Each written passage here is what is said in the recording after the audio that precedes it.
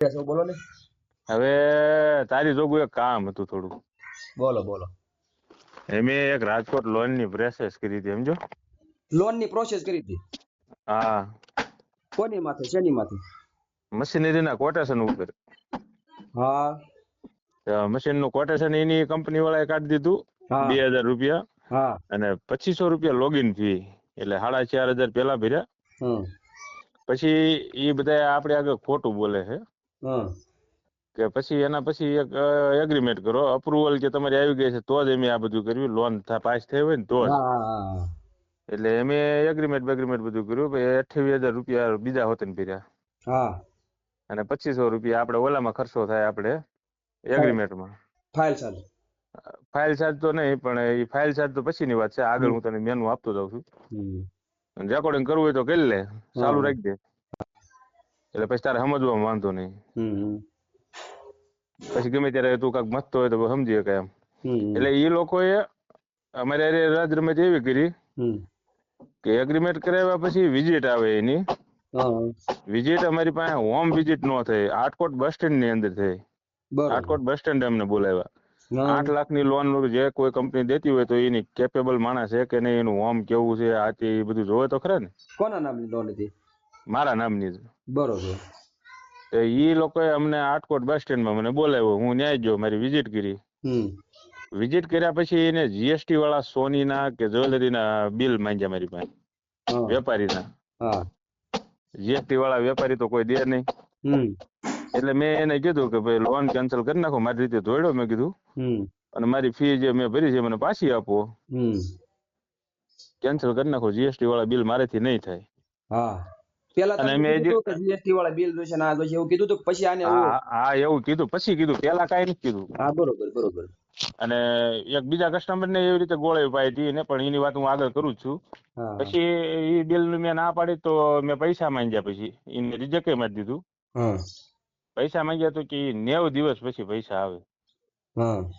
અને એગ્રીમેન્ટમાં જે છેલ્લા પેજમાં લખેલું હતું એને કીધું, લખેલું હતું ને અમે સહી કરી વાળે ને, એ અમારી મોટી ભૂલ કે ભાઈ 25% જ પૈસા પાછા આવે, જે અમે ભર્યા હોય ને 28,000.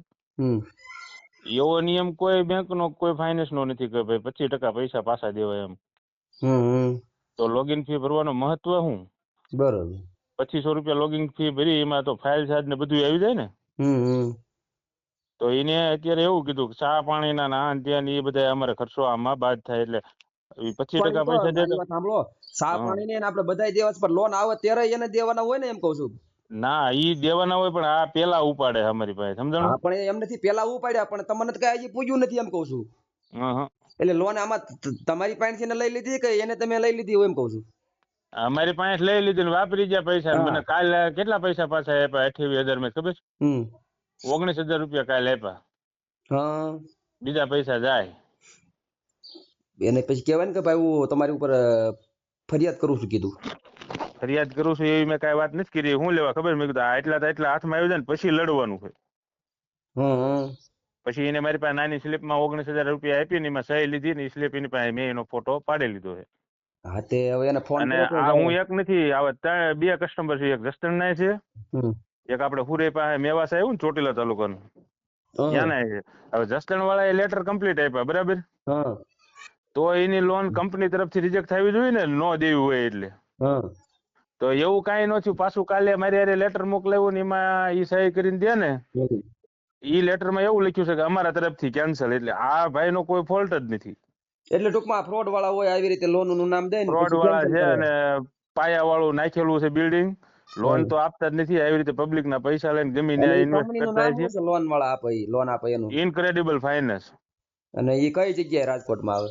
આપણે નાના મવિયા મેન રોડ અને ગાંધી સ્કૂલ ની સામે ઓલો આસોપાલો બિલ્ડિંગ માં 7મા માળે 707 નંબર નું ઓફિસ છે. આમાં તમારો શું કેવું? આવામાં પડવું જોઈએ કે ન પડવું જોઈએ? લોનમાં નો જ પડાય ને. આ તો હાલ ને, આપડે તો હજી વાંધો નહીં. મેં વ્યાજવા લઈને જ પૈસા એને ભર્યા હતા. પણ આમાં કોઈક નાનો માણા ભોળવાય જાય. આ વાતું જેવી મીઠી મીઠી કરે છે ને, જે નોકરિયાત વર્ગના હોય ઈ એવા છે છોકરા કે ભણતા હોય ને 7-8 હજાર માં નોકરી રાખ્યા હોય ને, એવા નાના નાના છોકરા છે.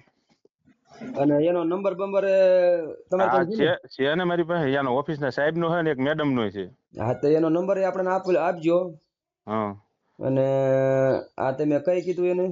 Incredible finance. હા. અને એ 100% લૂંટવા માટે જ બેઠા છે. આવા નાના માણસોને એ છોકરા દ્વારા ભોળવી લે. પછી છોકરાઓ જ્યારે નોકરી કરે ને એ છોકરાઓ શું આવે પૈસા લઈ લે, પછી એની જવાબદારી પૂરી, પછી આપણે જવાબ ન દે. હા પણ એ એમ કહી દે હવે તમે મેડમ ને ફોન કરો. હા તમે અત્યારે આમાં ભોગ બન્યા બરોબર.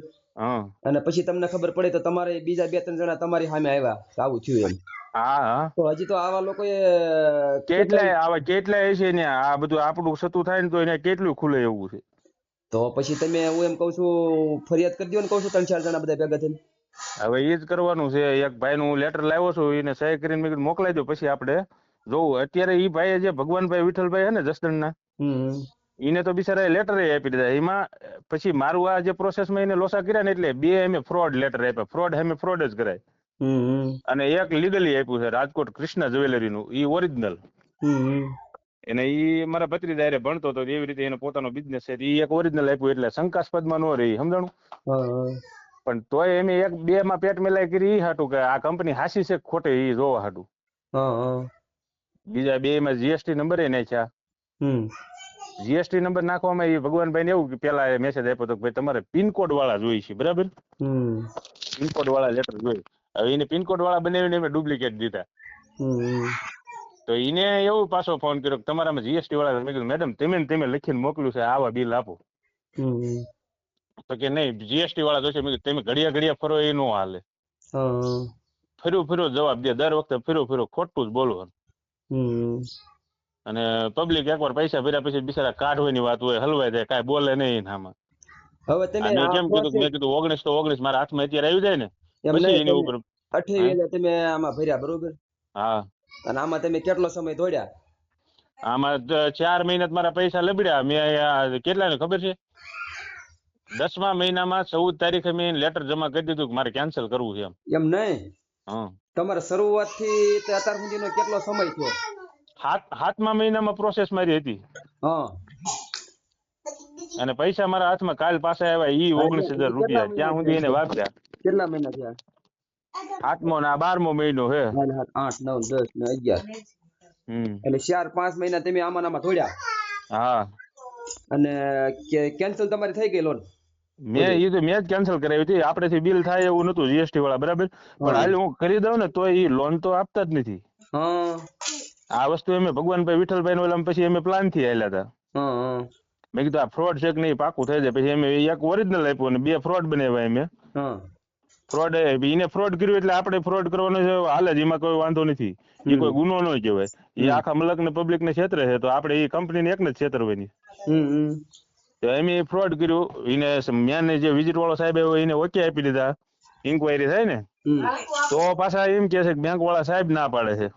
અને બેંક કોઈ લેવા દેવા નથી. એનો સાહેબ વિઝિટ કરવા આવે ને એ સાહેબ ના જે કંપની નો સાહેબ હોય ઇન્સર્ટ માં કમ્પ્લીટ હોય, બૂટ કમ્પ્લીટ. હવે સાહેબ 400 રૂપિયાનો ઓલો નાઇટ શૂટ આવે એને શું કહેવાય? આ એવું પહેરીને વિઝિટ કરવા આવે અને હોમ વિઝિટ નહીં. ઈ રસ્તામાં જ્યાં એને હરખું હેલું પડે ને ત્યાં વિઝિટ કરવા બોલાવે આપણે. આવામાં છે ને પણ નહીં. મારે જો હમણાં એક મનબા ફાઇનાન્સ માંથી મારે ફોન આવ્યો હતો. ના પડવાનું એવું નથી. ખાલી અત્યારે તમે મદદ કરો એટલી કે આમાં અમે આગળ પગલા લઈ જવી. નકર આમાં કેટલાય નાના માણા ઓરાય જાય છે. મારે જો મનબા ફાઇનાન્સ માંથી મેં ગાડી લીધી હતી ને, નીતિન ને મેં લઈ દીધી હતી. એમાં મોંડામાં આપણે બધા હપ્તા રેડી થઈ ગયા સમજ્યા. પછી આપણે સામેથી ફોન આવ્યો હતો મને કે 30,000 ની લોન મળે છે. નથી લેવી. 70,000 નથી લેવી. પછી પાછો ફોન આવ્યો કે 70,000 ની તમને મળે છે ને કાંઈ વાંધો નહીં. પછી એમાં આપણે 60,000 ની આપણે લીધી લોન મંજૂર થાય 60,000 ની એ આપણે પૂરી કરી નાખી. પછી પાછો ફોન આવ્યો હજી અઠવાડિયું થયું એ કે તમારે એક લોન લેવી હોય તો મળી જાય.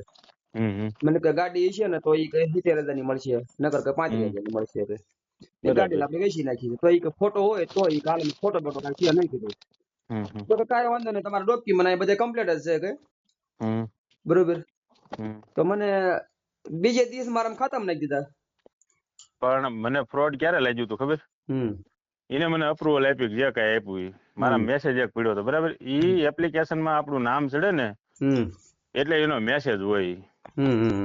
ઈ મેસેજ માંથી અમને અપ્રુવલ ની ગોળે પાય હું આ અપ્રુવલ તમારી થઈ ગઈ ને તમારે થઈ જાય એમ જ છે એટલે જ તમને પૈસા ભરવાનું કેવી નકર એમ ભરાવી નહીં તો એમ પૈસા ભર્યા પણ અપ્રુવલ ક્યારે મળે કે એમે કોઈ ઓટીપી નથી આપ્યું એને. હા ઓટીપી આપવો પડે બરાબર.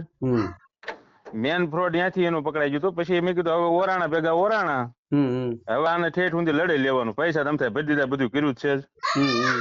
પેલા 4,500 ભર્યા એટલે અપ્રુવલ નું ના તેની ગોળે પાય એટલે માણસ અંદર ઊંટું ઉતરતો જાય ને 4,500 ની લાલચમાં. આ ઓલો નહીં જુગાર જેવું છે, 1000 હારી જાય કવર કરવા હાટું થઈને બીજા પૈસા હારી જેવી. હા એની જેવું થયું. પણ આ વસ્તુ થાય ને તો હારા મારું બીજા બિચારા કોઈ ઓરાય નહીં. આ એટલા માટે કહું મારા માય જે ઉપલા 9-10 હજાર ગયા છે પાછા આવે તો આવે ને કાંઈ નહીં, પણ આ વિડીયો એવું બને ને એના માધ્યમથી બીજા બિચારા બચી જાય.